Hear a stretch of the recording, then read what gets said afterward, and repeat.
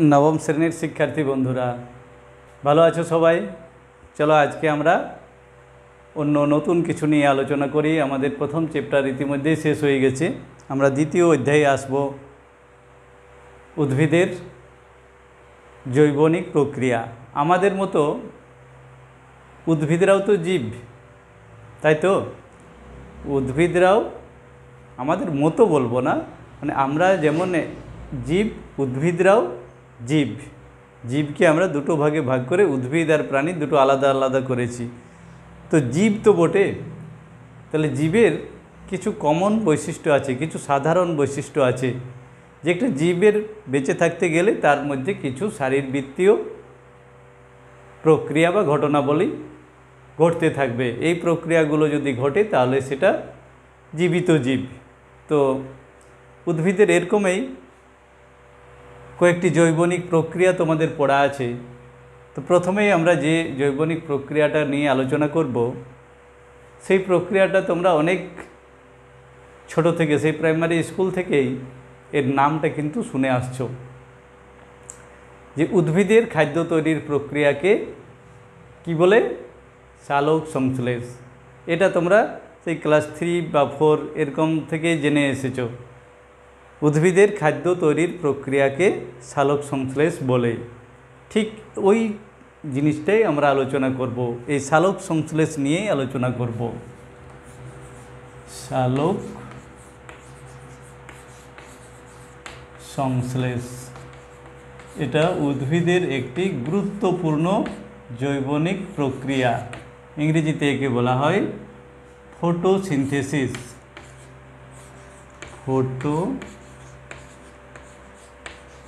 Synthesis. Baldness बोले एकजन विज्ञानी प्रथम ये फोटोसिंथेसिस कथाटी चालू करें। फोटोसिंथेसिस एटाके यदि आमरा व्याख्या करी, एटा दुटो ग्रीक शब्द फोटोस और सिंथेसिस थेके एसेছে। फोटोस और सिंथेसिस এই দুটো ওয়ার্ড নিয়ে ফটোসিনথেসিস কথাটি এসেছে। ফটোস গ্রিক শব্দ, ফটোস শব্দের অর্থ হচ্ছে আলো, আর সিনথেসিস মানে হচ্ছে সংশ্লেষ বা তৈরি হওয়া। তাহলে এখানে আলো তৈরি হওয়া নয়, কিন্তু आलोर उपस्थितिते कोनो किछु तैरी हवा बा संश्लेषित हवा ताकेई बोलछे फोटोसिंथेसिस। और आमरा यदि एई बांगलार नामटाके चले आसि सालोक संश्लेष, एटाके यदि दुटो भाग करी सालोक और संश्लेष। सालोक माने कि सयुक्त आलोक, अर्थात आलोकेर उपस्थितिते, और संश्लेष माने तो जानलेई जे संश्लेष हवा, संश्लेषित हवा बा तैरी हवा। ताहले आलोकेर उपस्थितिते कोनो किछुर संश्लेष बा कोनो किछु तैरी हवा सेटाई होच्छे सालोक संश्लेष। तो एखाने कि तैरी होबे आमरा पुरो विस्तारित आलोचना करब जे एई प्रक्रियाटी किभाबे घटे, कोथाय घटे, कखन घटे, एर गुरुत्व कि। ताहले सालोक संश्लेष निये आमरा पुरो डिटेल्से जानबो। आज के आमरा प्राथमिक आलोचनाटा शुरू करब जे सालोक संश्लेष काके बोले और कोथाय हय, एर मধ্যেই आज के सीमित थाकबो। और एर समीकरणटा यदि समय थाके ताहले सेटा आलोचना करब जे किभाबे कि जिनिस निये सालोक संश्लेष प्रक्रियाटा शुरू हय। ताहले सालोक संश्लेषे कि तैरी हय, ओई जे तोमादेर जेटा बोललाम जे तोमरा अनेक छोटो थेके जेने एसेছো उद्भिदेर खाद्य तैरिर प्रक्रियाके बला हय सालोक संश्लेष।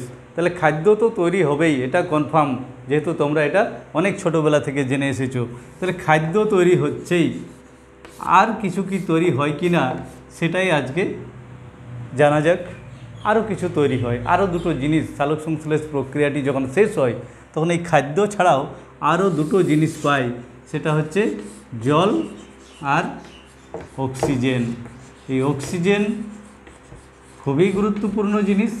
এখন তো আমরা এই অক্সিজেন নামটা এখন প্রত্যেকে জেনে গেছে। আগে যদিও কম লোক জানতো, এখন এই করোনা পরিস্থিতিতে প্রত্যেকটি লোক কিন্তু এখন এই অক্সিজেন কথাটি বুঝতে পেরেছে এবং অক্সিজেন কতটা মূল্যবান সেটা মানুষ আজ অন্তত টের পেয়েছে।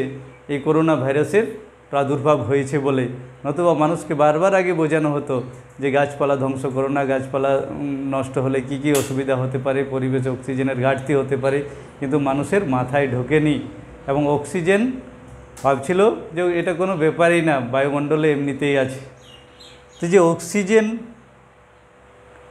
আমাদের যদি অক্সিজেন অল্প কিছুক্ষণ অভাব হয়ে যায় তাহলে মানুষগুলো কেমন ছটফট করতে করতে মারা যাচ্ছে, সেটা তোমরা অনেক টিভি চ্যানেলে দেখাচ্ছে যে মানুষ কত ছটফট করছে অক্সিজেনের অভাবে। তাহলে খুব গুরুত্বপূর্ণ গ্যাস হচ্ছে একটা অক্সিজেন, যেটা কিন্তু এই সালোক সংশ্লেষ প্রক্রিয়ায় তৈরি হবে। তাহলে সালোক সংশ্লেষ প্রক্রিয়ায় খাদ্য তৈরি হওয়ার পাশাপাশি জল আর অক্সিজেন তৈরি হয়। এই অক্সিজেনই বায়ুমণ্ডলে আসে এবং সেই অক্সিজেনের সেটাকেই আমরা প্রশ্বাসের সঙ্গে গ্রহণ করছি। তো কিভাবে এটা তৈরি হচ্ছে, কিভাবে তৈরি হয় আর কি কি জিনিস দ্বারাই বা তৈরি হয়। তাহলে এই যে খাদ্য, এইখানে আসি প্রথমে যে সালোক সংশ্লেষ প্রক্রিয়ায় খাদ্য তৈরি হয়। এইটা মনে রাখবে যে জীবজগতের মধ্যে খাদ্য তৈরি করতে সক্ষম কেবলমাত্র উদ্ভিদেরা, কেবলমাত্র উদ্ভিদেরাই খাদ্য তৈরি করতে সক্ষম। তোমার মা কাকিমারা কিন্তু খাদ্য তৈরি করতে পারবে না। তোমাদেরকে খাদ্যের নানা রকম ভ্যারাইটি করে খাওয়াতে পারে, কিন্তু খাদ্য প্রস্তুত করার ক্ষমতা কোনো মা কাকিমার নেই বা কোনো প্রাণীরই নেই। প্রাণীরা খাদ্য উৎপাদনে অক্ষম, শুধুমাত্র উদ্ভিদেরাই খাদ্য তৈরি করতে পারে এবং সেই প্রক্রিয়াটার নাম হচ্ছে সালোক সংশ্লেষ। যে প্রক্রিয়ায় উদ্ভিদ খাদ্য তৈরি করে এবং এটা একমাত্র উদ্ভিদেরা বলতে গেলে এখানে একটু সরলীকরণ হয়ে যাচ্ছে। উদ্ভিদ ছাড়াও আরও কিছু জীব সালোক সংশ্লেষে সক্ষম, কিছু প্রাণীও সালোক সংশ্লেষ করতে পারে, কিন্তু সালোক সংশ্লেষ হওয়ার শর্ত হচ্ছে যে তার মধ্যে ক্লোরোফিল থাকতে হবে। ক্লোরোফিল কী জিনিস? একটা সবুজ রঞ্জক পদার্থ হচ্ছে ক্লোরোফিল, যেটা তোমরা প্লাস্টিড কোষাঙ্গাণু পড়েছ। এই প্লাস্টিডের মধ্যে 3 রকমের প্লাস্টিড পড়েছিলে, ক্লোরোপ্লাস্টিড, ক্রোমোপ্লাস্টিড, আরেকটা কি লিকোপ্লাস্টিড। তাহলে ক্লোরোপ্লাস্টিডের মধ্যে ক্লোরোফিল থাকে। সবুজ বর্ণের রঞ্জক পদার্থযুক্ত যে প্লাস্টিড তাকে ওখানে ক্লোরোপ্লাস্টিড বলা হচ্ছিল। এই ক্লোরোপ্লাস্টিডের মধ্যে ক্লোরোফিল আছে। এই ক্লোরোফিলযুক্ত কোষে যাদের আছে তারাই খাদ্য তৈরি করতে সক্ষম। তাহলে ক্লোরোফিলযুক্ত জীবেরা খাদ্য তৈরি করতে সক্ষম। কীভাবে এই খাদ্য তৈরি করে বা আমরা কেন পাচ্ছি না তৈরি করতে, এই প্রক্রিয়াটাই আমরা দেখব। যে সালোক সংশ্লেষ প্রক্রিয়াটা যখন আমরা বিস্তারিত আলোচনা করব তখন দেখব যে এটা একটা জটিল প্রক্রিয়া এবং এই প্রক্রিয়ায় সূর্যালোক থেকে আগত ফোটন কণা ব্যবহৃত হচ্ছে এই প্রক্রিয়ায়, এবং ওই যে সৌরশক্তি, সেই সৌরশক্তি এখানে খাদ্যের মধ্যে স্থৈতিক শক্তিরূপে জমা হচ্ছে। তো এই জমা করার কৌশলটা শুধুমাত্র উদ্ভিদরাই জানে এবং এটা উদ্ভিদ দেহেই সংগঠিত হয়। ওই সালোক সংশ্লেষ প্রক্রিয়ার মাধ্যমে সৌরশক্তি থেকে আগত যে অতি সূর্যের খুব কম পরিমাণ শক্তি পৃথিবীতে এসে পৌঁছায় এবং যেটুকু এসে পৌঁছায় তার একটা সামান্য অংশ উদ্ভিদ শোষণ করে এবং সেই শক্তিটাকে ব্যবহার করে খাদ্য তৈরি করে। সেই খাদ্যকে উদ্ভিদ নিজে ব্যবহার করেছে এবং অবশিষ্ট যে খাদ্য সেটা সমস্ত প্রাণীকুল আমরা সেই খাদ্য খেয়েই বেঁচে আছি। তাহলে সমস্ত প্রাণীরা সরাসরি বা পরোক্ষভাবে উদ্ভিদদের উপর আমরা নির্ভরশীল আমাদের খাদ্যের ব্যাপারে। এরপর দেখব যে এই প্রক্রিয়াটাই কোথায় ঘটবে। তাহলে ক্লোরোফিলযুক্ত কোষে, আর ক্লোরোফিল থাকা মানে সবুজ, ওই অংশটা সবুজ হয়ে যাবে। তাহলে সালোক সংশ্লেষ কোথায় ঘটে? কোথায় ঘটে? যে কোনো সবুজ অংশে, উদ্ভিদের যেখানেই ক্লোরোফিল আছে সেখানেই সালোক সংশ্লেষ হবে। তাহলে ক্লোরোফিলযুক্ত কোষে সালোক সংশ্লেষ হবে। তো উদ্ভিদের সবুজ অংশ কোনটা? সবচেয়ে সবুজ অংশ কোনটা? উদ্ভিদের পাতা সবচেয়ে বেশি সবুজ, তাই পাতাকে উদ্ভিদের রান্নাঘর বলা হয়। এটাও তোমরা কোনো একটা সময় পড়েছো, প্রাইমারি স্কুলে পড়ার সময় পড়েছো যে পাতাকে উদ্ভিদের রান্নাঘর বলা হয়। কেন রান্নাঘর বলছে আর অন্য জায়গাকে রান্নাঘর বলছে না কেন? না, উদ্ভিদের এই যে রান্না করার প্রক্রিয়াটি বা রান্না তৈরি করার যে প্রক্রিয়াটি, এর বেশিরভাগটা পাতার মধ্যেই হয়ে থাকে। তার কারণ পাতায় বেশি সবুজ, পাতা ছাড়া উদ্ভিদের অন্যান্য অংশটা অতটা সবুজ নয়। যে আর পাতার পরিমাণ, পাতার সংখ্যা বেশি থাকে বলে সেখানে বেশি হচ্ছে সালোক সংশ্লেষ, সালোক সংশ্লেষ উৎপাদন কেন্দ্রগুলো বেশি আছে, তাই পাতাকে বলা হয় উদ্ভিদের রান্নাঘর। তাহলে পাতাতে সালোক সংশ্লেষ হবে, পাতা ছাড়া আর কোথায় কোথায় সালোক সংশ্লেষ হতে পারে? যদি কোনো উদ্ভিদের মূল যদি সবুজ হয়, মূলটা যদি সবুজ রঙের হয়, তাহলে সে কিন্তু সালোক সংশ্লেষ করতে পারবে। গুলঞ্চের মূল সালোক সংশ্লেষ করতে পারে। যদি কারো আকাশমণি যে গাছগুলো আছে, আকাশমণির যে পত্র ফলকটা, সেটা কিন্তু মানে সেটা পাতা নয়, সেটা রূপান্তরিত হয়েছে, তার বৃন্তটা পাতায় রূপান্তরিত হয়েছে, পত্রবৃন্ত। তাহলে পত্রবৃন্ত যদি সবুজ হয়, পত্রবৃন্ত যদি সবুজ হয়, তাহলে সেখানেও সালোক সংশ্লেষ হবে। কাণ্ড যদি সবুজ রঙের হয়, তাহলে কোনো উদ্ভিদের কাণ্ডটি যদি সবুজ হয়, যেমন লাউ, কুমড়ো, এদের কাণ্ডটাও দেখবে সবুজ রঙের, পুঁই, তাহলে এরকম যদি সবুজ রঙের কাণ্ড হয়, সেখানে সালোক সংশ্লেষ চলতে থাকবে। তাহলে সেটা যদি কাণ্ড হয়তো হবে। ফণিমনসা, ফণিমনসা দেখেছো যে ক্যাকটাসগুলো, এখানে কাণ্ড যদি সবুজ হয়, তাহলে সেখানে সালোক সংশ্লেষ সম্ভব। সবুজ অঙ্গ যদি হয়, সেখানেই সালোক সংশ্লেষ সম্ভব। তো আমরা কিছু কিছু উদ্ভিদের দেখলাম যে কারো মূলে হয়, কারো পত্রবৃন্তেও হয়, কাণ্ডে হয়। যেমন শালুক, শালুকের আবার পাপড়িগুলো সবুজ রঙের, তাহলে পাপড়িতে সালোক সংশ্লেষ হবে।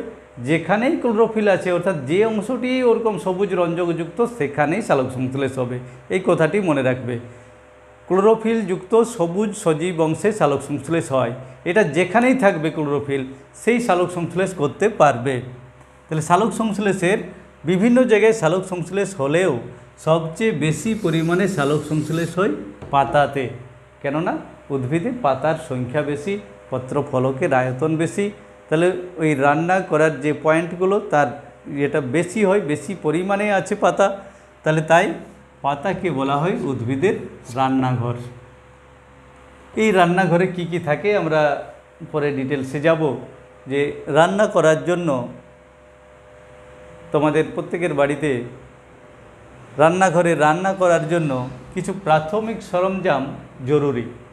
এখন অনেক আধুনিক রান্নাঘর আছে, সেখানে আরও অনেক নানা রকম জিনিস থাকতে পারে, কিন্তু যেটা প্রত্যেকের ঘরে থাকবে, রান্নাঘর বলতে সেটা প্রত্যেকের ঘরে যেটা কমন, যে জিনিসগুলো চাই, যেগুলো ছাড়া রান্না হবে না, সেই জিনিসগুলো কি, সেইগুলো আগে জানব। তারপরে দেখব যে সেই জিনিসগুলো উদ্ভিদের যে পাতাকে রান্নাঘর বলা হয়, তাহলে পাতা সেগুলো কোথা থেকে জোগাড় করে, বা পাতায় সেগুলো আছে কি না। তাহলে রান্নাঘরে কি কি আছে, এটা আমরা পরের দিন আলোচনা করব। আজকে আলোচনাটা করি যে কি দিয়ে রান্না করে আর কি বা তৈরি হয়। উদ্ভিদের এই সালোক সংশ্লেষ প্রক্রিয়ায় ব্যবহৃত হয় পরিবেশ থেকে গৃহীত কার্বন ডাইঅক্সাইড আর জল। একেবারে যদি পুরো সমীকরণটা লিখো, তাহলে লিখতে পারো 6CO2, মানে 6 অণু কার্বন ডাইঅক্সাইড আর 12 অণু জল, এই দুটো উদ্ভিদ পরিবেশ থেকে গ্রহণ করছে। কার্বন ডাইঅক্সাইড পরিবেশে আছে, জলও পরিবেশে আছে। উদ্ভিদ মৃত্তিকাস্থিত, মাটির ওই কণার ফাঁকে ফাঁকে থাকা যে কৌশিক জল, সেই কৌশিক জলকে মূল রোমের দ্বারা শোষণ করে ওই সালোক সংশ্লেষকারী অঙ্গ, পাতা হোক বা যেখানে সালোক সংশ্লেষ হচ্ছে সেই অংশে পাঠাবে এবং সেই অংশে ব্যবহৃত হয়ে কার্বন ডাইঅক্সাইড এবং জল সূর্যালোকের উপস্থিতিতে, সূর্যালোক আর কোথায় হয়, ক্লোরোফিল যুক্ত কোষে। এই ক্লোরোফিল না থাকলে আর সূর্যালোক না থাকলে সালোক সংশ্লেষ প্রক্রিয়াটিই ঘটবে না। কি কি তৈরি হয়? খাদ্য তৈরি হয়। সেই খাদ্যকে আমরা এখানে বলা হয় গ্লুকোজ বা শর্করা জাতীয় খাদ্য C6H12O6। এই সংকেতটা মনে রাখবে, C6H12O6। পরবর্তী সময়ে আরও আমরা এই সমীকরণটা বিস্তারিত আলোচনা করব, তখন এগুলো কাজে লাগবে। তাহলে এখানে তৈরি হলো গ্লুকোজ আর তৈরি হয় জল আর অক্সিজেন।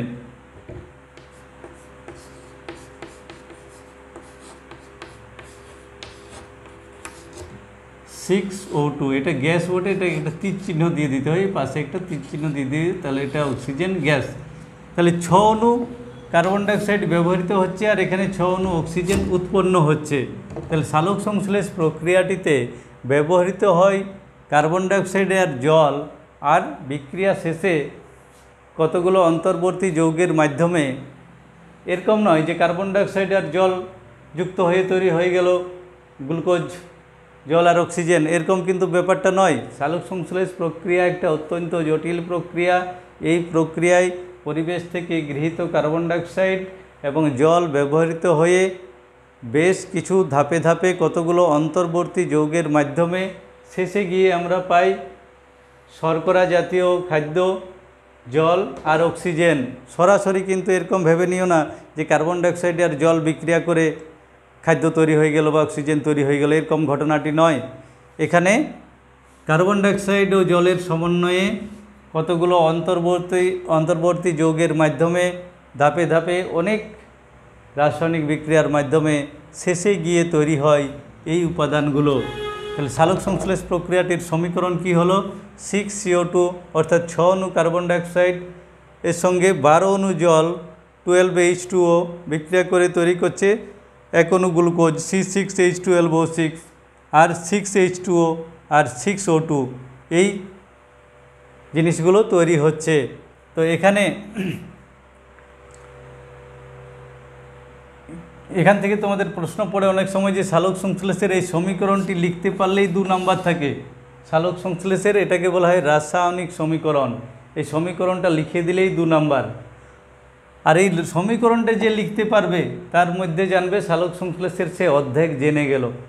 এই সমীকরণটা যদি তোমরা মুখস্থ করতে পেরেছো, মুখস্থ করার দরকার নেই, আমি বলবো এটাকে বোঝার চেষ্টা করো। যদি এটা একবার বুঝতে পেরেছো, এই সমীকরণটা যদি একবার বুঝতে পেরে গেছো, তাহলে তোমাদের সালোক সংশ্লেষ অর্ধেক জানা হয়ে গেল। সালোক সংশ্লেষ এই সমীকরণটি লিখতে পারলেই 2 নাম্বার পেয়ে যাবে। এখানে কি হলো, এটাকে যদি তোমাকে শুধু এইটা ধরো লেখা আছে বোর্ডে, এটা থেকে আমরা কি কি বলতে পারি? প্রশ্ন দেয় যে এই সমীকরণটি থেকে কি কি জানা যায়। এখানে জানা যায় যে এই সালোক সংশ্লেষ প্রক্রিয়ায় 6 অণু কার্বন ডাইঅক্সাইড ব্যবহৃত হয়, 12 অণু জল ব্যবহৃত হয়, উৎপন্ন হয় কি 1 অণু গ্লুকোজ উৎপন্ন হয়, 6 অণু জল উৎপন্ন হয়, 6 অণু অক্সিজেন উৎপন্ন হয়। আর কি জানতে পারি? যতটা কার্বন ডাইঅক্সাইড গৃহীত হচ্ছে তত পরিমাণ অক্সিজেন উৎপন্ন হচ্ছে। এখানে 6 অণু কার্বন ডাইঅক্সাইড ব্যবহৃত হয়েছে, 6 অণু অক্সিজেন তৈরি হয়েছে। আরও এখান থেকে জানবো, পরবর্তী যখন আমরা সালোক সংশ্লেষ প্রক্রিয়াটি জেনে যাব, তখন আমরা বুঝতে পারবো এই যে এই অক্সিজেনটা, এখানে একটা অক্সিজেন আছে, এখানে অক্সিজেন আছে, এই অক্সিজেনটা কোথা থেকে, কোন অক্সিজেনটা ওটা? এখানে কার্বন ডাইঅক্সাইডের মধ্যেও অক্সিজেন আছে, জলের মধ্যেও অক্সিজেন আছে। এই অক্সিজেনটা কোন অক্সিজেন, এই অক্সিজেনটা কোন অক্সিজেন, এটা আমরা এখনই বলে দেবো না। এখনই বলে দিলে তোমাদেরকে সেটা মুখস্থ রাখতে হবে, আমি মুখস্থ করতে বলবো না। তোমরা বুঝতে পারবে যখন এই প্রক্রিয়াটা পরে পড়বো, তখন জেনে যাব যে সালোক সংশ্লেষ প্রক্রিয়ায় এই যে উৎপন্ন অক্সিজেন, এই অক্সিজেনটা এই কার্বন ডাইঅক্সাইডের মধ্যে থাকা অক্সিজেনটা ওঠে, নাই জলের মধ্যে থাকা অক্সিজেনটা বটে। এটা সালোক সংশ্লেষ প্রক্রিয়াটা যখন আরেকটু এগোবে তখন আমরা সেটা বুঝতে পেরে যাব। ভিডিওগুলো অনেক বড় হয়ে গেলে তোমাদের দেখতেও অসুবিধা হচ্ছে আর আমার আপলোড করতেও কিছু সমস্যা হচ্ছে, তাই ছোট ছোট আকারে আমি এই ভিডিওগুলো তোমাদের জন্য পাঠাবো। তাহলে আজকে কি জানলাম, তাহলে সালোক সংশ্লেষের সংজ্ঞাটা একবার বলে দিই। তাহলে এখানে কি হলো, খাদ্য তৈরি হয়েছিল জল আর অক্সিজেন। তাহলে যে শারীরবৃত্তীয় প্রক্রিয়ায় উদ্ভিদের ক্লোরোফিলযুক্ত কোষে সূর্যালোকের উপস্থিতিতে পরিবেশ থেকে গৃহীত কার্বন ডাইঅক্সাইড ও জলের সমন্বয়ে শর্করা জাতীয় খাদ্য উৎপাদনের সঙ্গে সঙ্গে উপজাত বস্তুরূপে অক্সিজেন ও জল তৈরি হয়, তাকেই সালোক সংশ্লেষ বলে। লিখতে হবে কি, আমি আরেকবার একটু ধীরে ধীরে বলে দিচ্ছি। যে শারীরবৃত্তীয় প্রক্রিয়ায় উদ্ভিদের ক্লোরোফিলযুক্ত কোষে সূর্যালোকের উপস্থিতিতে পরিবেশ থেকে গৃহীত কার্বন ডাইঅক্সাইড ও জলের সমন্বয়ে শর্করা জাতীয় খাদ্য উৎপাদনের পাশাপাশি জল ও অক্সিজেন উৎপন্ন হয়, তাকে সালোক সংশ্লেষ বলে। এই সংজ্ঞাটার মধ্যেই মোটামুটি তোমার প্রক্রিয়াটা বলে দেওয়া হয়ে গেল। আরেকবার বলছি, যে শারীরবৃত্তীয় প্রক্রিয়ায় উদ্ভিদের ক্লোরোফিলযুক্ত কোষে সূর্যালোকের উপস্থিতিতে পরিবেশ থেকে গৃহীত কার্বন ডাইঅক্সাইড ও জলের সমন্বয়ে শর্করা জাতীয় খাদ্য উৎপাদনের পাশাপাশি উপজাত বস্তুরূপে জল ও অক্সিজেন উৎপন্ন হয়, তাকে সালোক সংশ্লেষ বলে। আর সালোক সংশ্লেষের ব্যাখ্যাটা তো একটু বললাম যে কাকে একে সালোক সংশ্লেষ বলতে কি বোঝায় সেটা বলেছি। আর এই সমীকরণটা তোমরা এখন একটু খাতায় বারবার এটা লিখে শুধু প্র্যাকটিস করো, আমি পরের দিন যেন তোমাদেরকে দেখি যে এটা তোমরা লিখতে পারছো। যে সালোক সংশ্লেষ প্রক্রিয়ায় 6 অণু কার্বন ডাইঅক্সাইড 12 অণু জল নিয়ে প্রক্রিয়াটি শুরু হয় এবং প্রক্রিয়া শেষে উৎপন্ন হয় 1 অণু গ্লুকোজ, তার সংকেত C6H12O6, 6 অণু জল 6H2O আর 6 অণু অক্সিজেন 6O2। এইটা যেন তোমরা প্রত্যেকে লিখতে পারো। এটা লিখতে পারলেই সালোক সংশ্লেষ অর্ধেক জানা হয়ে যাবে, এটা আমি বারবার বলছি। এই সমীকরণটা খাতায়, আর এখানে সূর্যালোক আর ক্লোরোফিল এই কথা দুটো লিখতে ভুলে যেও না, কেন সালোক সংশ্লেষের জন্য এই দুটো জিনিস খুবই গুরুত্বপূর্ণ। সূর্যালোকের উপস্থিতিতে যেমন সালোক সংশ্লেষ হবে না, ক্লোরোফিলবিহীন কোনো জায়গায় সালোক সংশ্লেষ সম্ভব হবে না। তাহলে এই দুটো জিনিসকে যেখানেই এই সমীকরণ লিখবে সেখানে এই দুটো জিনিসকে কখনোই লিখতে ভুলে যেও না, কেননা এই দুটো জিনিস ছাড়াই বিক্রিয়াটাই ঘটবে না। তাহলে পরিবেশ থেকে গৃহীত কার্বন ডাইঅক্সাইড ও জলের সমন্বয়ে সূর্যালোকের উপস্থিতিতে ক্লোরোফিলযুক্ত কোষে গ্লুকোজ, জল আর অক্সিজেন তৈরি হয়। এই যে প্রক্রিয়াটি, এটাই হচ্ছে সালোক সংশ্লেষ। বোঝা গেছে? আমরা পরের দিন বাকি আলোচনাটাকে এগিয়ে নিয়ে যাব।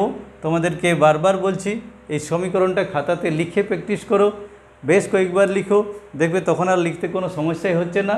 শুধু মানে একটু মনে রাখবে যে এই কার্বন ডাইঅক্সাইড গৃহীত হয় বায়ুমণ্ডল থেকে, আর এই জল গৃহীত হয় মৃত্তিকাস্থিত কৌশিক জল থেকে। আর যারা জলজ উদ্ভিদ থাকে তাহলে সেখান থেকে জল থেকেই তাদের কাণ্ডের মাধ্যমেও জল সেখানে চলে আসে। তো বেশিরভাগ উদ্ভিদ মূলের সাহায্যেই জল শোষণ করে। আর কিছু কিছু উদ্ভিদ আবার যারা পরাশ্রয়ী উদ্ভিদ আছে, তাদের কিছু অর্কিড আছে, তাদের কিছু বায়বীয় মূল থাকে, সেই বায়বীয় মূল জলীয় বাষ্প গ্রহণ করে জলের যোগান দিতে পারে। তো যাই হোক, এই জলটা মূলত আসে মৃত্তিকাস্থিত কৌশিক জল থেকে। ব্যতিক্রমী কিছু ঘটনা এগুলো আছে, যেমন জলজ উদ্ভিদ বা অর্কিড জাতীয় উদ্ভিদ। তাহলে পরিবেশ থেকে এই দুটো উপাদান উদ্ভিদ গ্রহণ করে, আর পরিবেশে ফিরিয়ে দিচ্ছে কি? খাদ্য দিচ্ছে, জল আর অক্সিজেন। এই অক্সিজেনটা তো খুবই গুরুত্বপূর্ণ। পরে আমরা যখন সালোক সংশ্লেষের গুরুত্ব আলোচনা করব তখন এগুলোর ভূমিকাগুলো আলোচনা করব। ঠিক আছে, আজকে তাহলে এখানেই শেষ করি।